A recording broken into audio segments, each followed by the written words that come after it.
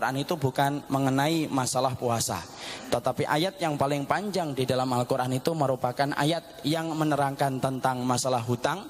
Bagaimana hutang kita supaya hutang itu benar dan hutang ini tidak menimbulkan permusuhan.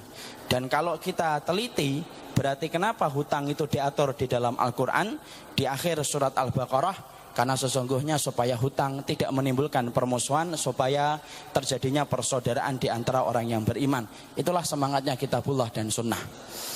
Makanya sampai Al-Quran itu menurunkan satu ayat ketika Allah berfirman di dalam surat Al-Fatah ayat yang ke-29. Muhammadur Rasulullah walladzina ma'ahu asyidda walal kufar ruhama'u bainahum. Makanya sampai kemudian Allah menegaskan di dalam Al-Quran surat Al-Fatah ayat yang ke-29. Allah memuji nabinya, Allah memuji rasulnya dan para sahabat. Pada ayat itu Allah menerangkan karena apa Nabi Muhammad dipuji. Karena sesungguhnya dua sifat. Yang pertama asyidda walal kufar, keras kepada orang kafir yang memusuhi Allah dan rasulnya. Ruhama ubainahum, tetapi rahmat dan penuh cinta kasih kepada mereka yang beriman. Dan itu menjelaskan kepada kita semangatnya kitabullah itu mempertemukan, semangatnya kitabullah itu mempersaudarakan, semangatnya kitabullah itu memperjumpakan, dan semangatnya kitabullah itu menjadikan kita menjadi hamba yang saling bersaudara. Itulah semangatnya kitabullah. Bukan hanya semangatnya kitabullah ketika mempersaudarakan, semangatnya sunnah pun sama. Semangatnya sunnah itu pula adalah bagaimana mempersaudarakan. Antum tidak pernah dapatkan satu rumpun ilmu yang disampaikan Nabi kecuali adalah rumpun sunnah itu menjadikan kita saling bersaudara. Makanya kalau kita ikhwan perhatikan satu persatu dalam bangunan sunnah dan perintah sunnah, maka kita pasti akan jumpai sesungguhnya setiap perintah di dalam sunnah itu mengkondisikan kita untuk saling bersaudara. Makanya antum perhatikan, kalau antum membaca hadis, rata-rata hadis itu kalau kita telisik lebih dalam, ternyata setiap perintah dari setiap hadis itu rata-rata mengkondisikan kita supaya kita bersaudara. Contoh, kita disuruh oleh Rasulullah di dalam salah satu hadis yang terkenal, "Man kana yu'minu billah wal yaumil akhir falyakul khaira auliyasmut." Barang siapa yang beriman kepada Allah dan hari akhir, ngomong yang baik. Kalau tidak bisa ngomong yang baik, diam. Kenapa kita kemudian disuruh oleh Rasulullah ngomong yang baik?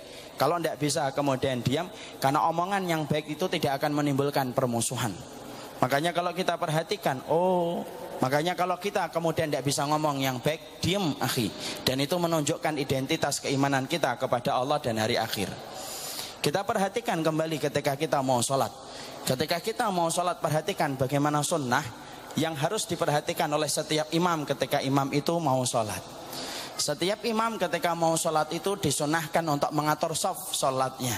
Dan apa perkataan imam ketika mengatur makmumnya ketika akan menegakkan sholat?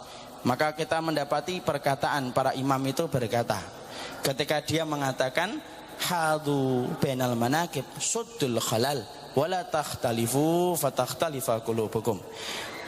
Imam itu ketika akan melaksanakan sholat, maka kemudian para imam itu berkata kepada para makmumnya sebagaimana yang diperintahkan di dalam sunnah. Apa yang dikatakan oleh imam? Dirapatkan bahunya, dirapatkan shafnya, jangan mengkor kanan, jangan bengkok kiri. Jangan sampai berselisih kalian di dalam shaf sholat. Berselisihnya kalian di dalam shaf sholat menyebabkan berselisihnya hati kalian di luar sholat. Dan itu ternyata menunjukkan apa? Semangatnya adalah mempertemukan.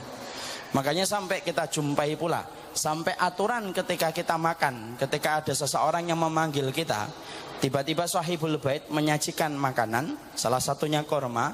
Saya sama teman saya datang ke tempat sahibul bait ketika mengundang kita, dihidangkan kurma, dihidangkan gorengan misalkan. Maka kita diatur di dalam sunnah, ngambil makanan itu yang dihidangkan tidak boleh langsung dua. Jadi kalau yang dihidangkan kita kurma, ngambilnya kurma satu, jangan langsung tiga, apalagi langsung diambil semuanya.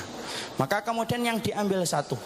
Kenapa sunnah mengatur bagaimana cara kita mengambil kurma ketika dihidangkan kepada kita? Cara sunnah mengatur kita ketika mengambil makanan, perhatikan. Kenapa kita tidak dibolehkan dan dimakruhkan mengambil makanan itu dua sekaligus ketika kita bertamu? Karena sesungguhnya untuk menjaga perasaan teman antum dan saudara antum yang bertamu bareng-bareng antum, makanya ketika antum ambil makanan, satu dulu, biarkan teman antum punya kesempatan untuk mengambil kurma itu ketika antum hanya mengambil satu dari kurma yang dihidangkan kepada kita. Masya Allah. Sampai kemudian urusan ngambil kurma pun sifatnya adalah menjaga hati saudara kita. Kenapa? Karena sunnah itu semangatnya adalah mempertemukan, menjaga hati orang yang beriman dan mempersaudarakan.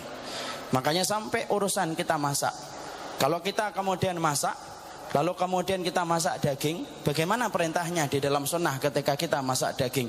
Istri kita masak daging, maka kemudian kata Rasulullah, fa'aksir maraqah. Kalau kamu masak daging, maka perbanyaklah maraqah. Maraqah itu kemudian kuahnya itu diperbanyak. Kenapa kita disunnahkan ketika kita masak daging? Untuk memperbanyak kuah.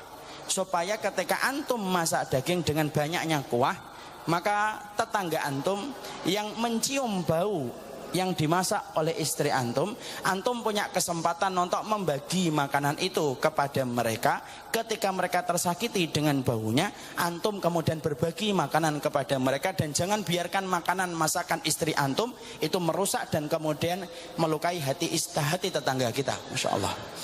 Makanya kalau kita masak daging, diperbanyak kuahnya, dibagi tetangganya. Kuahnya aja Ustaz, ya sama dagingnya. Jangan sampai masak mie rebus, kemudian tetangganya diketok.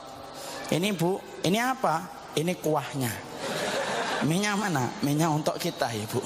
Itulah perintahnya sunnah, bukan begitu. Tapi itulah yang menjadikan kita memahami, itulah bagaimana sunnah itu. Jadi kalau kita melihat kepada kitabullah dan melihat kepada sunnah, di situ kita akan jumpai semangatnya kitabullah itu mempertemukan, semangatnya kitabullah itu adalah mempersaudarakan.